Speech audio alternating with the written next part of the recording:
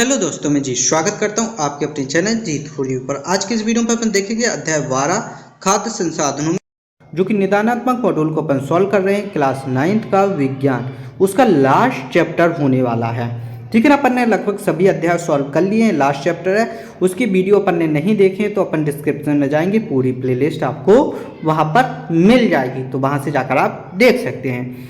इस ब्लूप्रिंट के अनुसार इस अध्याय से केवल 5 अंक के प्रश्न पूछे जाने हैं, तो उसी तरीके से अपन इसको अच्छे से सॉल्व करेंगे। अगर आपने इससे पहले एक बारी वीडियो नहीं देखी है, पीडीएफ फाइल नहीं डाउनलोड की है, तो आप मुझसे इंस्टाग्राम पे कांटेक्ट कर सकते हैं। मेरी इंस्टाग्राम आईडी का नाम है जितेंद्र0606। ये मेरी इंस्टाग्राम आईडी का नाम है, यहाँ से जाकर आप मुझे फॉलो कर सकते हो, मैसेज कर सकते हैं, किसी भी प्रकार का क्वेश्चन आप मुझसे पूछ सकते हैं। यहाँ पर फसल उत्पादन के बारे में बताया गया है, फसल की किस्में बताई गई हैं, फसल उत्पादन में सुधार बताया गया है, फसल सुरक्षा बताया गया है। आप इसको सॉल्व करने से पहले इसकी पीडीएफ फाइल से इसको अच्छे से पढ़ लेंगे, ताकि आपको आंसर अच्छे से समझ में आए। अगर अभी तक आपको पीडीएफ फाइल नहीं मिली है तो आप मुझे इंस्टाग्राम पे मैसेज कीजिए, मैं आपको पीडीएफ फाइल प्रोवाइड करा दूंगा। ठीक है ना, तो ये सभी आपको अच्छे से पढ़ लेना है। मधुमक्खी पालन, फसल उत्पादन में प्रबंधन, पोषक प्रबंधन तक, पशुपालन के प्रकार, पशु कृषि के उद्देश्य, ये अपन को रीड कर लेना है, ताकि अपन इनके जो क्वेश्चन हैं उनको अच्छे से सॉल्व कर पाएँ। अगर आप इसको अच्छे से रीड नहीं करेंगे तो आपको इनके प्रश्नों के उत्तर समझ में नहीं आएंगे। ठीक है ना, तो मैं आपको सजेस्ट करूँगा पीडीएफ फाइल डाउनलोड कीजिए और इसको पहले रीड कीजिए। मैं कहता हूँ कि इसकी वीडियो मेरी बाद में देखिएगा, लेकिन इसको रीड पहले कर लीजिएगा। ठीक है ना, अगर आपको पीडीएफ नहीं मिली है तो आप इसी वीडियो के माध्यम से भी रीड कर सकते हैं। ओके, यहाँ से अपने प्रश्न स्टार्ट होते हैं। प्रश्न है, सही विकल्प चुनकर लिखिए। पहला प्रश्न क्या है अपना, ऐसी फसलें जिन्हें हम वर्षा ऋतु में उगाते हैं उन्हें कहते हैं, क्या कहते हैं। अपन इसके आंसर्स देखेंगे, नीचे इनके पूरे के पूरे आंसर्स लिखे हुए हैं। यहाँ पर देखिए, ये पूरे आंसर्स दिए गए हैं। पहले का उत्तर क्या है, आ, दूसरे का बा, तीसरे का दा, चौथे का दा, पांचवें का दिया गया है दा, छठवां, सातवां, आठवें को आ। जैसे रासायनिक रूप से तैयार पादप पोषकों को कहा जाता है, क्या कहा जाता है, उर्वरक कहा जाता है। ठीक है ना, ये सभी के आंसर्स यहाँ पर दिए गए हैं। तो अपन देखेंगे, पहले का क्या है, आ। ठीक है ना, ऐसी फसलें जिन्हें हम वर्षा ऋतु में उगाते हैं उन्हें कहते हैं, क्या कहते हैं, खरीफ की फसल कहते हैं। वर्षा ऋतु में किन्हें उगाते हैं, खरीफ की फसल को उगाते हैं। अगला क्वेश्चन है अपना, ऐसी फसल जो शीत ऋतु में उगाई जाती है उसे हम कहते हैं। 2 नंबर का आंसर अपना क्या है, 2 नंबर का आंसर अपना वाह। ठीक है ना, रबी की फसल कहते हैं उन्हें, क्या कहते हैं, रबी की फसल। निम्न में से कौन सी फसलें खरीफ की फसलें हैं। 3 नंबर का अपन आंसर देखेंगे। 3 नंबर का आंसर क्या है अपना, दा। क्या है 3 नंबर का आंसर, दा, उपरोक्त सभी। ठीक है ना, धान, सोयाबीन, मक्का, ये रबी की खरीफ की फसलें हैं, तो 3 नंबर का आंसर अपना दा हो गया। अगला क्वेश्चन है, निम्नलिखित में से कौन सी फसलें रबी की फसलें हैं। गेहूं, चना, मटर, उपरोक्त सभी, तो 4 नंबर का आंसर भी दा हो जाएगा। ठीक है ना। अगला क्वेश्चन है, निम्नलिखित में से किन विधियों को अपनाकर फसल उत्पादन में सुधार किया जा सकता है। किन विधियों को अपनाकर, फसल की किस्म के सुधार कर फसल उत्पादन प्रबंधन करके और फसल सुरक्षा प्रबंधन करके, उपरोक्त सभी उपरोक्त करके फसल के सुधार को किया जा सकता है। ओके, यहाँ पर अगला क्वेश्चन है, फसल की किस्म में सुधार करने हेतु किन गुणों की अपेक्षा होती है। किन गुणों की अपेक्षा होती है, अच्छी रोग प्रतिरोधकता क्षमता। जब संकरण पौधे की विभिन्न किस्मों में कराया जाए तो उसे क्या कहा जाता है, क्या कहा जाता है, अंतरा संकरण कहा जाता है। ये अपन ने देख ही लिया था, रासायनिक रूप से तैयार पादप पोषकों को कहा जाता है उर्वरक कहा जाता है। क्या कहा जाता है, उर्वरक कहा जाता है। ठीक है ना, आगे चलिए। यहाँ पर प्रश्न है, निम्नलिखित प्रश्नों के उत्तर एक शब्द या एक वाक्य में दीजिए। जैसे बोस इंडिका किस जंतु का वैज्ञानिक नाम है, ये है गाय का वैज्ञानिक नाम, बोस इंडिक्स। ठीक है ना, अपन को पूछ लेना है अपन गाय को क्या कहते हैं वैज्ञानिक नाम, यानी कि साइंटिफिक नेम बोलते हैं इंग्लिश में। बोस बोवेलिस किस जंतु का वैज्ञानिक नाम, बोवेलिस यानी कि भैंस। ओके, जर्सी एवं साहिवाल दुग्ध उत्पादन करने वाली किस जंतु की नस्लें हैं, गाय की नस्लें हैं। मधुमक्खी का वैज्ञानिक नाम है एपिस इंडिका। क्या है मधुमक्खी का नाम? Apis indica. तो अपन को इनमें से 3 नाम अपन को अच्छे से याद कर लेने हैं, ये अपने कहीं भी पूछे जा सकते हैं और 100% इन्हीं में से अपने आएंगे। अब अगले क्वेश्चन है सही जोड़ी मिलाइए। जैसे बृहद पोषक फास्फोरस है अपना, बृहद पोषक क्या है? फास्फोरस। सूक्ष्म पोषक है कॉपर, सूक्ष्म पोषक क्या हो गया? कॉपर। वर्मी कंपोस्ट किससे होता है? केंचुए से होता है। नीम की पत्तियां क्या है? जैव कीटनाशक है अपनी, क्या? जैव कीटनाशक। और नीरहरित शैवाल जैविक उर्वरक हो गया। ओके, आगे यहाँ से अपने लघुत्तीय प्रश्न स्टार्ट होते हैं। अति लघुत्तीय, जैविक तथा अजैविक कारक किस प्रकार फसल उत्पादन को प्रभावित करते हैं? विभिन्न प्रकार के जैविक कारक जैसे कीट पतंगे, सूक्ष्मजीव एवं नेमेटोड्स एवं अजैविक कारक जैसे गर्मी, सर्दी एवं हिमपात आदि फसल उत्पादन एवं बुरा असर डालते हैं, जिससे फसलोत्पादन कम हो जाता है। ठीक है ना। अगला क्वेश्चन है अपना, अनाज, दाल तथा सब्जियों से हमें क्या प्राप्त होता है? अनाज, दाल तथा फल सब्जियों से हमें पोषक पदार्थ प्राप्त होते हैं। अनाज से हमें प्रमुखता कार्बोहाइड्रेट तथा दालों से हमें प्रोटीन मिलता है। ये अपन को याद कर लेना अच्छे से, अनाज से क्या मिलता है और दालों से क्या मिलता है। अंतरा फसलीकरण क्या है? 2 या 2 से अधिक फसलों के एक साथ एक ही खेत में निश्चित कतार या पैटर्न में उगाने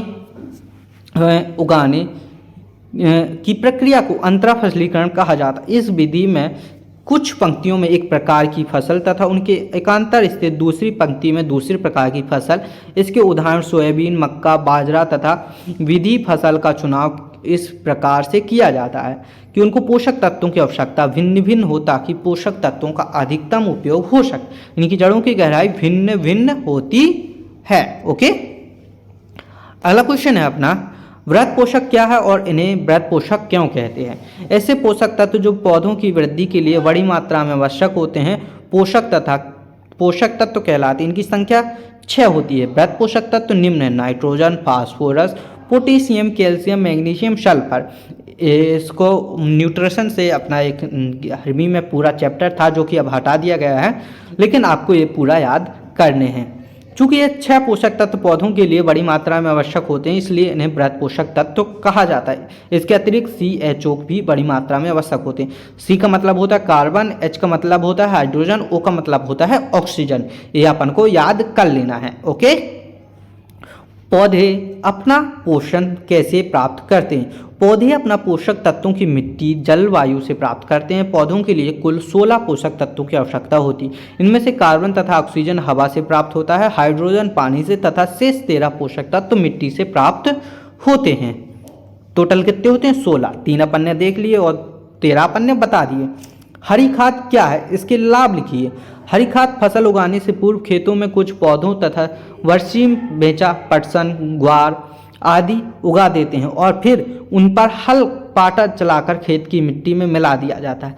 यह हरी पौधे हरी खाद में बदल जाते हैं जो मिट्टी को नाइट्रोजन व फास्फोरस से समृद्ध करने में सहायक होते हैं। हरी खाद के लाभ है, खाद हरे पौधे जैसे पटसन, मूंग एवं ग्वार के अपघटन से बनाई जाती है तथा हानिकारक रसायनों से मुक्ति होती है। यह खाद मिट्टी की उर्वरा शक्ति को बढ़ाती है।